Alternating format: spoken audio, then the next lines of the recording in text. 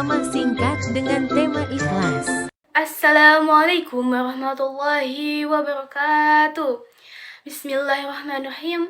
Alhamdulillahirrabbilalamin. Wabihi nasta'in. Wa ala umri dunia waddin. Wassalatu wassalamu ala ashrafil anbiya'i wal mursalin.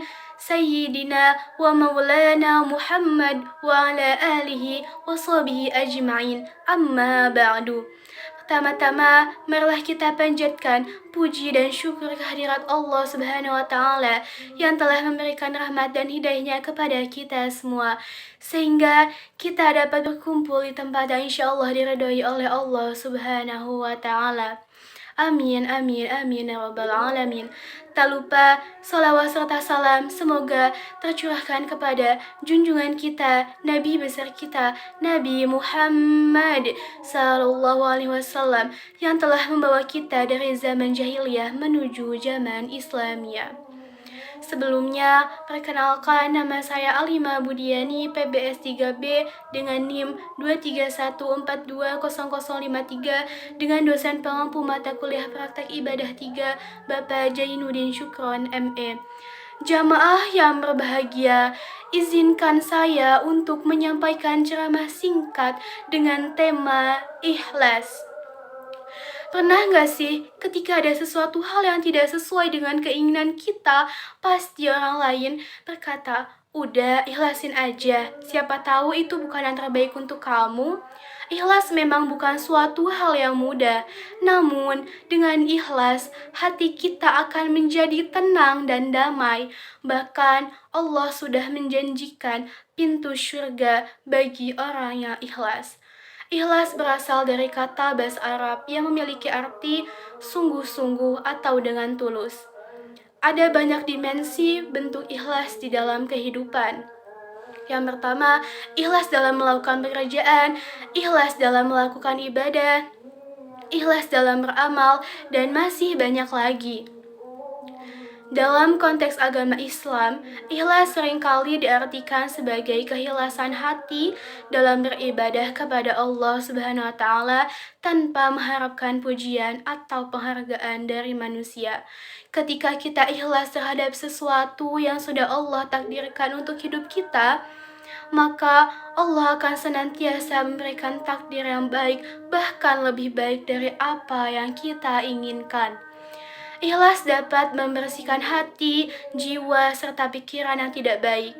Seseorang yang ikhlas memiliki hati yang tulus dan menerima takdir dan ketetapan dari Allah Subhanahu wa Ta'ala. Ayat Al-Quran yang menerangkan tentang ikhlas terdapat pada Quran Surat Al-Baqarah ayat 216. A'udzubillahi minasyaitonirrajim. Bismillahirrahmanirrahim. Kutiba alaikumul qitalu wa huwa kurhul lakum wa asa an takrahu syai'an wa huwa khairul lakum wa asa tuhibbu syai'an wa huwa syarrul lakum wallahu ya'lamu wa antum la ta'lamun. Ya, artinya diwajibkan atas kamu berperang, padahal itu tidak menyenangkan bagimu, tetapi boleh jadi kamu tidak menyenangi sesuatu padahal itu baik bagimu, dan boleh jadi kamu menyukai sesuatu padahal itu tidak baik bagimu. Allah mengetahui sedang kamu tidak mengetahui. Quran Surat Al-Baqarah ayat 216. Selanjutnya yaitu ada contoh dari perilaku ikhlas. Di antaranya yang pertama, membantu orang lain tanpa mengharapkan imbalan atau pujian dari orang lain. Bersedekahlah kepada orang yang sedang membutuhkan tanpa mengharapkan imbal balik dari orang yang sudah kita tolong. Berbagi ilmu atau pengetahuan, bersikap rendah hati, memberi maaf tanpa syarat, dan menerima kritik dengan lapang dada. Selanjutnya ada tingkatan ikhlas.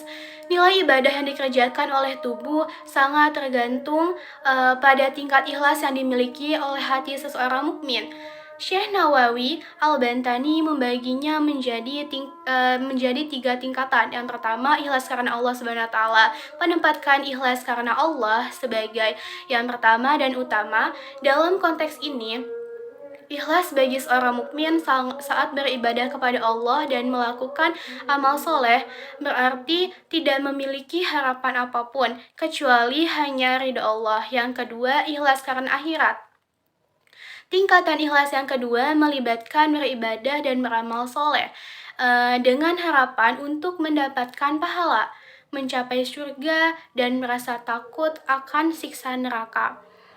Syekh Nawawi menyatakan bahwa tingkatan ikhlas ini terletak pada posisi tengah. Yang ketiga, ikhlas karena dunia.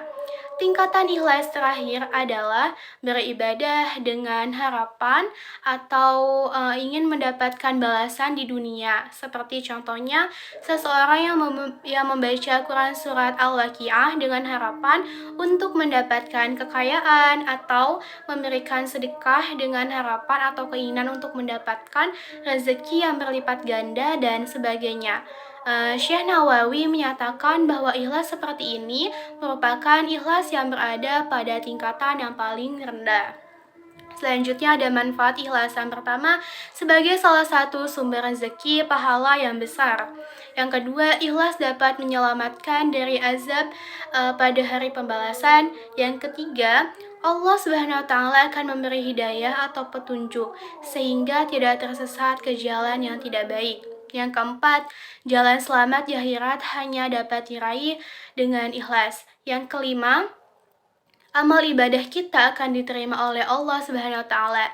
Yang keenam, membuat hidup menjadi tenang dan tentram, dan yang ketujuh, mendapatkan perlindungan dari Allah Subhanahu wa taala. Semakin kamu ikhlas, maka kamu akan semakin tenang. Jamaah yang berbahagia, belajarlah untuk berlapang dada, karena tidak semua yang kita inginkan itu yang terbaik menurut Allah. Sesulit apapun keadaanmu, ajarlah hatimu agar selalu bisa menerima semua keadaan dan ketetapan dari Allah tanpa membenci. Jamaah yang berbahagia dirahmati Allah Subhanahu wa taala, mungkin cukup sekian ceramah singkat dari saya dengan tema ikhlas. Semoga apa yang sudah saya sampaikan bisa bermanfaat dan bisa diambil pelajarannya bagi teman-teman semua. Baik, kurang lebihnya mohon maaf. Wassalamualaikum warahmatullahi wabarakatuh.